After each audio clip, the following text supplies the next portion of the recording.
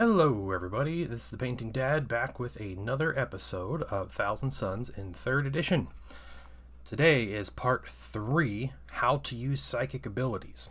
Now, this episode is not specifically geared toward Thousand Suns, but I figured it would be a good idea just to get the basics and kind of the in-depth how to use psychic abilities from the core rulebook, just so we have an idea as Thousand Suns players. Obviously, you're going to be using these rules a lot more than other legions. However, if you don't play Thousand Suns and you still want to field a librarian or an allied detachment of Thousand Suns or something, this will give you a good overview of how the rules work. Or if you don't plan on fielding librarians, these are good rules to learn, so when you play against someone who does use psychic abilities, you have an idea of the ins and outs of how they work. So let's go ahead and jump in. So, psychic abilities. Using psychic abilities, you'll find them in the core rulebook, page 211 to 215. All right, it's a short section. Doesn't include any of the psychic disciplines, doesn't include force. We will talk about all of that as we get into our episode today, but that's where you'll find these rules. And I'll be kind of reading through these rules a little bit as we go through all the different sections in these couple pages here. There are 3 types of psychic abilities. There are psychic weapons, psychic powers, and psychic reactions. These do intertwine with each other a bit, but each of them have their own rule set, although not terribly complicated for each one, but we will break down each one. But they do each have their own rules and how they function. All of these abilities are only usable with models that have the Psyker trait. So, librarians have the Psyker trait. All Thousand Suns models, based on their Rite of War, get +1 willpower and the Psyker trait. So, that is how it works for Thousand Suns. Everybody that's not a vehicle or automaton can use these psychic abilities. Most of the time, it's based off a willpower check. A willpower check is a 2d6 roll, and your goal is to roll equal to or lower than your willpower characteristic. That's also WP. I will use that a little interchangeably, but if you see WP, I think on the in the model stat line, that's your willpower characteristic.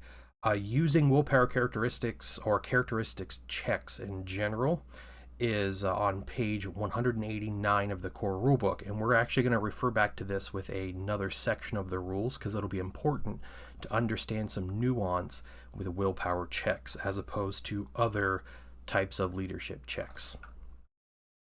All right, another thing, double ones. You roll a double 1 on this, you always succeed, regardless of whatever kind of fear or low willpower. If there's some way for your willpower to go down to a 0 stat, you still succeed on a double 1. And alternatively, a double 6 always fails. So, sorry Magnus, with your willpower 12, you still fail on double 6s. All right, let's get into psychic weapons. So, psychic weapons are probably the more unique of the 3 types of abilities, and they're a lot different than they've been in previous editions. So they act the same as a normal weapon. All right, so you have a psychic weapon. It's functionally just a weapon. It'll have the same stats. It'll have everything you need to use as the same as like a bolter or a power sword. It's just a psychic weapon. What they do say in the rules is that normally psychic weapons just aren't physically represented on the model, and that also means they can't be removed or destroyed in any way if there's a mechanic that doesn't allow a weapon or something to be used. You can still use a psychic weapon because it's not a guy holding a gun. He's using his, big brain or whatever. He's pulling it from the warp. To use psychic weapons, there is no test needed. All right, it's very important with psychic weapons. A lot of differences from people that come from older editions. You do not need to test to use a psychic weapon. It's just a weapon. That's it. It does state in the rules with the caveat, it says unless otherwise stated. Unless the rules state you have to test to use a psychic weapon. I don't believe there's any psychic weapons in the rules as of now, you know, in October of 2025, that require you to take any kind of check before you use the weapon. All right, there are some rules that fall under psychic weapons that you can choose to take the willpower check, but as far as I understand, there's no weapons that you need to test before you use the weapon. It's another gun. It's another Thunderhammer type thing. You know, it's just another weapon your model has. With that, though, it still counts as a weapon being used. So model types, max weapon usages, those still apply. So your infantry models are using one weapon to shoot, one weapon in combat. That means you can't use your bolt pistol and your, you know, Emanation of Dread or whatever the psychic weapon that you're throwing at someone crushing force. You can't use both of those at the same time, unless you are a specific type of model that allows for using multiple weapons, like Dreadnoughts. And this is more of a Thousand Suns thing again. But Dreadnoughts in general, as a walker, are allowed to use more than one weapon when they shoot. And so you can, I believe it's anytime you attack, you can use your psychic weapon alongside your other weapons. So you can use all of those. Makes Dreadnought Psychers extra powerful if they have a psychic weapon equipped. It's just another weapon they get to use. So it's great. But yeah, you do have to follow those limits for weapons being used. All right, the Force rule. So some weapons have the Force rule, and I'm actually going to open up these rules. I want to read these rules to you real quick. So Force, it's on page 331 of the core rulebook, says when selected to be used as part of a combat or shooting attack, a willpower check may be made for a model that will use this weapon to make attacks. So you can choose it, you don't have to choose it. If it's successful, then the characteristic listed as X is doubled. If it's an AP, the AP is changed to 2. If a double is rolled when making this willpower check, the model using the weapon will make attacks suffers Perils of the Warp. Now, a couple things here. First of all, you can choose to use the Force rule. You never have to use the Force rule. So there are psychic weapons that have Force damage or Force strength or something like that. You don't have to use it. It is risky because it'll cause a Perils, and we'll talk about Perils later, but it could cause Perils of the Warp. Another very important part of this rule is that the model, not the unit, is making the willpower check. So normally when you make different leadership checks, if you have a model with that has to take some kind of leadership, cool check, or even willpower checks for the most part, if you have a sergeant or commander paragon model in the unit, they can replace their willpower. You know, they can be the ones that take the check. Under characteristics checks, if you read this carefully, I think a lot of people miss this. I missed this until I was doing a deep dive into this. The second paragraph on page 189 under characteristics checks. Here's what it says. When a characteristics check is made for an individual model, then the target number for the check is always equal to the value of the characteristic of the same name possessed by the model. So it's the model. All right. And then the next paragraph is when the characteristics check is made for a unit rather than an individual model. The check is equal to the characteristics value of the model with the lowest characteristic of the same name of the unit. And then it goes on to say, excuse me, that if you include a model with the sergeant or command subtype, then the model's characteristic can always be used instead of any other models. That's under the units taking a test. If it's a model, only the model can take the test. Yes, and we talked about this, page 189, command models may not take willpower checks for individual models. All right, on to psychic powers. Psychic powers are never presented as weapon profiles and are not used to make attacks, and that's attacks specifically like a shooting attack or a melee attack. Never presented as that with your powers. They can still inflict hits and wounds. That is still possible. They're just not presented as a weapon, and they don't make attacks. There are two categories of psychic powers. There are blessings and curses, and we'll get into each of these. There's differences between them, some important differences that people might miss, but there are two categories, okay? Blessings and curses. You may only use one psychic power per unit per turn. Something important to remember, this is aside from psychic weapons. So if you have a psychic discipline that has a psychic weapon and a psychic power, those are two different things. All right, and you can theoretically use both of those in the same turn. Might not always happen, but it is possible. Now, if you have something like, I think thaumaturgy is something with two. I think it might be a reaction to power. But if you have a discipline with two powers, you have to choose one of them to use that turn. Okay, and that's per unit. That includes models that join units. All right. If a command model joins a unit, they all become one unit. So it's one power per unit. It doesn't stop, using a power doesn't stop a unit from moving, shooting, charging, or attacking unless otherwise stated. So you can still use these powers and do everything else in the turn. All right, so they're very flexible in their usage. You may not use powers while you're not in play. So if your unit's in reserve or embarked on a transport, or anything like that, if it somehow leaves the board or there's some other condition, if it's not in play, it can't use powers. Pretty simple. It doesn't exist in the entire universe, and it can't use powers if it's sitting off the side of the board. Powers also cease their effects when a model is removed from play. So if you embark on a transport while there's like an active power that's maybe continue until the start of your next turn, the power immediately ceases to exist. All right, or if your model is killed, you have a power that slows a unit down and it's supposed to last till the start of your next turn, but your opponent kills your psyker that casted the power, used the psychic power immediately ends. And if you have doubts, read the power. They tell you the duration, they tell you when to use it, they tell you the exact steps on how to use it, they tell you what it does. All right, they tell you the focus and the target, they tell you all these things. So just read the power, read them in detail, and you'll be able to figure out what exactly they do. If a character leaves a unit after the unit uses a power, they both count as using a power. So there's no cheesing it to where you can cast a power on your own unit and then the character leaves and they get, there's none of that. They count as a unit, they casted the power, they use the power, you separate them, they still both count as using the power. Pretty simple. Pretty straightforward with that. There's just minimal loopholes here.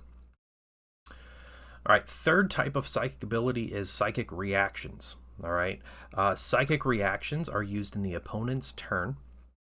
So they're never used in your own turn. Always the opponent's turn, their reaction, right? They follow the restrictions of reactions, so they have to be triggered. There's some instance that triggers the reaction for use, which it states in the reaction power kind of rules. You have to use reaction points. There's a start and end time. There's all those things are in the core rulebook. I believe if you have a status, you cannot use reactions. So or a stunned or panic status, you can't use reactions. So you have to follow the basic rules for reactions found in 204 of the core rulebook. And you still have to take the willpower check. You still have to use it like a psychic power. So there's extra steps for using psychic reactions. They are very strong. There's some very strong psychic reactions. So a lot of times these are worth it. They may also be a blessing or a curse. There are blessing and curse psychic reactions. It tells you right under the title of the ability. So you still follow the blessing or curse rules, which we'll talk about here in a minute. All right, speaking of blessings, let's talk about some blessings. There is a specific way you use blessings, and all of these are identical in how this works, this specific order of use. If you read through a power, like a blessing power or a reaction's actual ability, it gives you the specific timing on everything as well. So it says, hey, use in your effect subphase, or use in your opponent's shooting phase at step 3 of the shooting attack. Like, they tell you exactly when to use these and how to do it. So again, understanding, reading your rules, understanding the steps of attacks, the subphases, all of that's very important. We talked about in the last video and the long one I droned on about. But it's very important to read your rule book, okay, and to understand these steps and when they happen. So the order of use for blessings, here it is. You declare the power you're using. At this point, your unit has used a power. There's no going back. All right? You declare your power. Then you identify a single model as the focus. Normally, it's your librarian. If you're a Thousand Suns player, it might be Jeff, the tactical marine that's sitting off to the side from his squad, and he's just slightly closer to a squad, all right? But you select a model as the focus. Next, you identify the target. If it's a blessing, it must be a friendly model, all right? Has to be friendly, cannot be an enemy model. You can't target enemies with blessings. So it has to be a friendly model. And then a lot of times it can be your own unit. It'll tell you with your target, it'll tell you the power, if there's a range to it, if there's line of sight required, if you have to target your own unit. They're pretty specific on who you may and may not target. Next, you make a manifestation check, which is just another word for a willpower check. Right, we talked about this. This is normally for the model on the core psychic disciplines. It may be for the unit with the arcanas for the Thousand Suns, but you make a willpower check. Pretty easy. If you succeed in the willpower check, congratulations. You got the power. The power went off, does what you want it to do. That's great. You rolled equal to or under your willpower. If you failed, you don't get to use the power. I'm sorry, it failed, but you still count as using a power. Remember, all the way back in the declare power step, you already counted as using a power for that unit this turn. Okay, so there's no failure do-over, there's no mulligans. You declared the power, you went through the steps, you failed, I'm sorry. That's it for the turn for that unit. So, things to remember. Remember your timing of use, okay? All of these powers describe the exact timing and when you can use these abilities. So it's very important to remember. Sometimes it gives you a big advantage for knowing your exact timing, because you might be able to do things after you see what weapons your opponent uses, but if it's a reaction, or you can bless yourself before you choose your weapon. So if it succeeds, you can do one thing. If it fails, you can do another. There's very important to remember your timings. It's also important to remember 1 power per unit per turn. Okay, that's it. 1 power per unit per turn. Very important. Curses. Let's talk about curses. So curses are very similar to blessings. Okay, there's a lot of similarities with the steps you go through and how you manifest them and everything. But let's talk about these 2 key differences. The first one, you may only target enemy models or units. You may not target friendly models or units. That's the first. Obviously, it's a curse. You don't curse your own units. Curse the enemy units. Second, the target unit, which in this case would be an enemy unit, makes the manifestation check. They make the willpower check. All right. That means that they're the ones rolling the dice to see if this power works. They'll use their lowest willpower unless you have a Sergeant, Commander, Paragon model in the unit. Then those may use the willpower. But otherwise, it's the lowest willpower in the squad or in the unit makes the willpower check. It's your enemy that's making the check. Okay? If the enemy unit succeeds, if the target unit succeeds in the check, in their willpower check, the power fails. They are checking to resist the curse. All right, so they want to succeed, you want them to fail so you can succeed and so they can fail. It's backwards, but that's how it works with curses, okay? They're trying to succeed, you want them to fail. If the target rolls a double on this, if they roll doubles with those 2 dice, your focus model, that's your model casting the power, your model, suffers the perils of the warp. All right, it's very important. It's not them taking the test and taking all the risk. They're taking the test. You are taking the risk of perils. We're going to talk about perils in a minute, but just know that if they roll the doubles, you suffer the perils. And honestly, for me, it's kind of a feel bad. I don't like putting the dice rolling in my opponent's hand when it comes to my own psychic powers. So the curses are probably things I've used the least at this point in 3rd edition. Because they feel more risky than they probably are. Like, you always have the same chance of rolling a perils, but when the opponent's rolling the dice, it feels extra bad. Important thing to remember, against Marine units, it's much more difficult to succeed. Okay, so we're talking a librarian with willpower 9. You're going to succeed in that test like, what, 70-something% of the time, maybe like 75, 78% of the time, you're going to succeed in your power if it's a blessing. When you're putting a curse on a Marine squad, their willpower 7. That means that they are succeeding about 56% of the time, which means that you're failing 56% of the time. You're failing it's failing to cast the curse. Actually, the curse to succeed. Oh my goodness, it gets mixed up. But so they have a higher chance of resisting it than you would naturally just casting the ability, just taking the manifestation on your own squad. So important to remember that these are more difficult to trigger and to have success with than the blessings are. So it's much more difficult. If your target unit succeeds, if they cause your power to fail, so they succeed in their willpower check against a curse, you still count as using a power. Just like the blessings, you declared it before there's any tests. So you still count as using the power for this turn. And that's your focus that counts as using the power. Let's talk Perils of the Warp. Perils of the Warp are scary. All right, here's how they happen. If you're manifesting a psychic power or testing for force, you roll those 2 dice against your willpower. Doesn't matter how high or how low you roll. If you roll a double, you suffer Perils of the Warp. Okay, that's all it is. Just roll a double. You can suffer Perils of the Warp and still succeed in manifesting whatever ability it is you're using. All right, another important thing to remember, Perils doesn't equal failure. All right, Perils can succeed, Perils can fail. There's some simultaneous things happen if you succeed. The power still goes off, but you still can take damage. You can still, your unit can still die. There's still all those things, but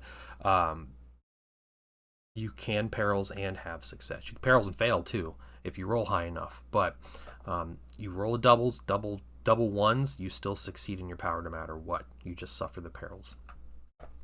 There are 2 possible effects with Perils of the Warp, depending on the kind of doubles that you rolled. This is not a separate roll you make. Okay, this is your willpower check. You rolled your 2 dice. The result comes up a doubles. You look at those dice. That is what you look at on the chart. All right, if you roll a double 1 or a double 6. So double 6, boxcars, you failed your power and you suffer a Warp Rupture. Warp Rupture is the unit that's the focus, the model that's the focus, but the unit they're in takes a number of wounds, and it's equal to 13, the number 13 minus willpower. So if you have a librarian, most librarians are willpower 9. So 13 minus 9 means your unit will take 4 wounds with no saves, no damage mitigation, no armor cover, invuln saves, no shroud, no feel no pain, none of that. There's no saves allowed. You just suffer that many wounds on the unit. You would use the lowest willpower unless you have a Sergeant Command Paragon in the unit. So, you know, those certain restrictions and everything, but it's 13 minus your willpower. That's Warp Rupture. And again, you can succeed with a double 1. You can get the power off and then your unit takes a bunch of damage. This may kill your librarian. Even though for the most part your power will go off. There's some, if they're lasting until the next turn, they won't last because your model's being removed from the board. But you can get the power off. It's just the effect will end as soon as the model is killed. The focus is killed. Yeah, you take damage. Hopefully you're not taking Warp Rupture and you have lower than 9 willpower, because you start taking a lot of damage on your unit. Any other doubles, that's double 2, double 3, double 4, double 5. You suffer a Etheric Feedback. Etheric Feedback, it's simple. The unit gains the stun status. You put a little token on the unit and they get that. They get that status immediately. This is very important. All right. Etheric Feedback is brutal when your squad is in melee.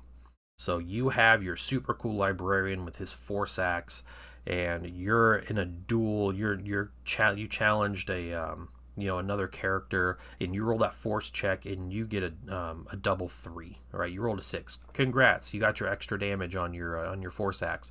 However, your whole unit is now stunned. That means, and the timing can be weird for this, I interpret this, and if we get clarification, it'd be great on the exact timing, because there's weird things about when you declare initiative steps and all that, but I read this as the unit immediately becomes stunned, and they all go to initiative 1, because status units are initiative 1 in melee. So your whole unit with their cool like power lances that are all +1 initiative, now initiative 1. That's it. All right, and then I think it's pretty obvious Warp Rupture is very deadly because you just take unsavable damage. That's killing, 2 Terminators from a Willpower 9 model.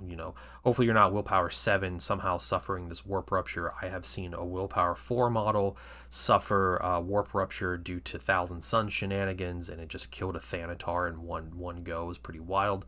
But both of these perils are very deadly. All right. Let's get into some further thoughts here.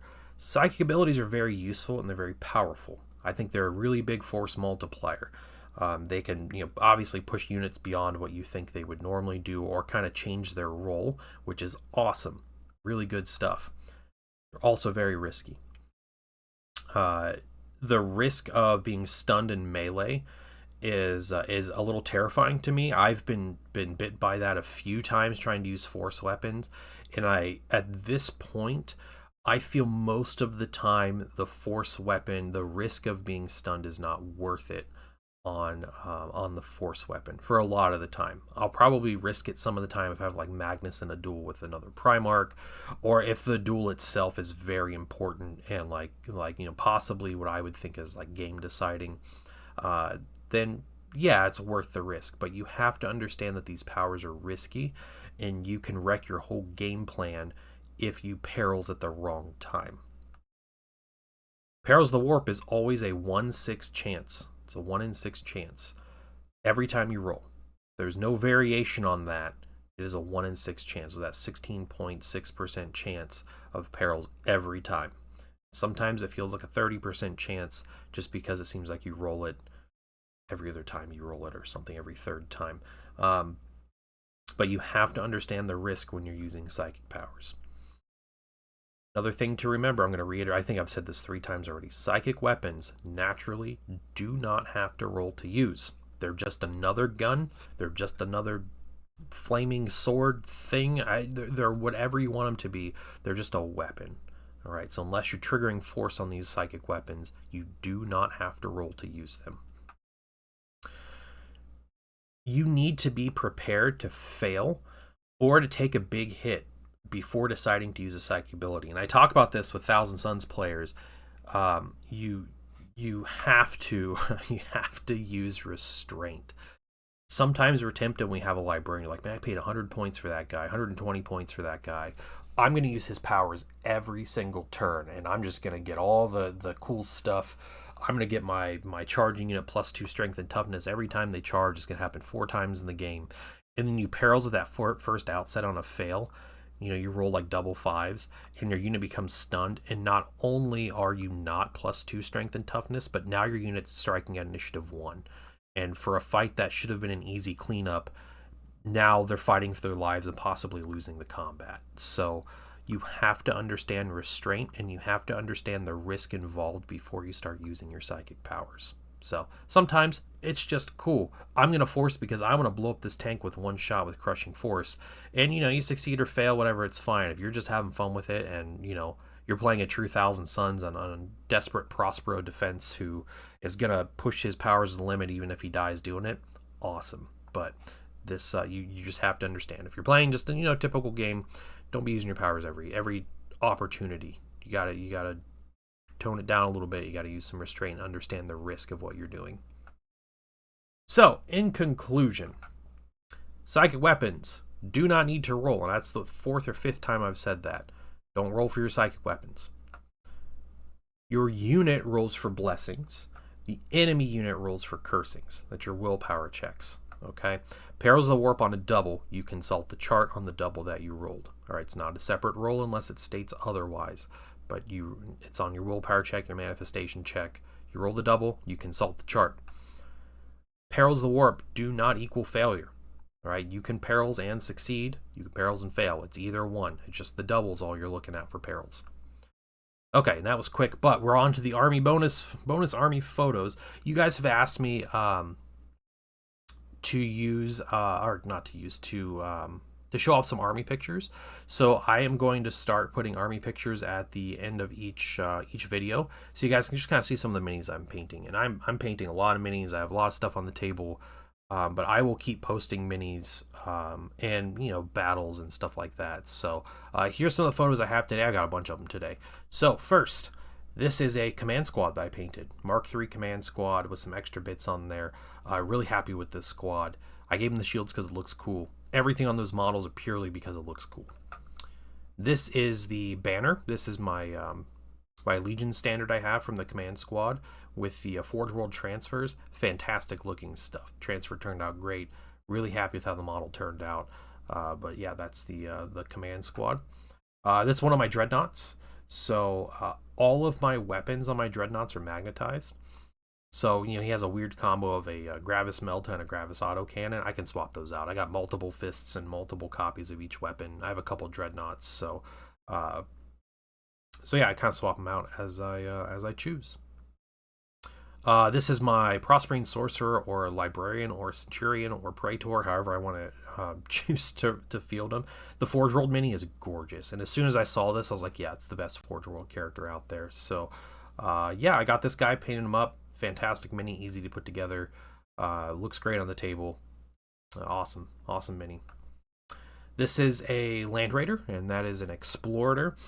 I actually magnetized the front end of my Land Raider carrier, so I can make it an Explorator or just a carrier. But that's just a side shot. And that was also me testing out some it was liquid. It was like white spirits with the weathering powder. It went on a lot heavier than I thought, so that particular Land Raider is extra grimed up with dust. And the last mini I got here is my Sakaran, and it's just the cool plastic one. I have two of them. I love the look of the minis, so I have a couple of them. I use them in a lot of games, not all my games, but I do use them quite a bit. I just really enjoy these tanks. So yeah, they're just some of my my minis that I have. I'll keep posting more photos of my minis as we go on through the videos. And, you know, once again, thank you guys for coming to hang out. If you made it this far, I really appreciate you guys, you know, I guess giving me the time of day to help explain some things about 3rd edition and some of the things I love about the game. If you want these videos a little early, I am releasing them, you know, a day early to Patreon members. So, you know, as a thank you for them supporting, you know, my work and what I do, they get to see these videos early. But otherwise, if there's something I got wrong, if there's something else you want to add, some kind of comment you want to make, I really appreciate the engagement and would love to just have a chat with people. Love talking to people about this stuff. And as always, I want to hear your guys' cool ideas and what you guys can think up. Next episode, we're going to break down the core psychic disciplines, and I believe there are 6 of them. And we're going to go through, and 5 or 6, but we're going to go through, we're going to talk about them, and hopefully give some practical use on all of these. And that's, you know, maybe good for everybody. But thank you guys for coming to hang out, and I will see you guys in the next video. Bye, everybody.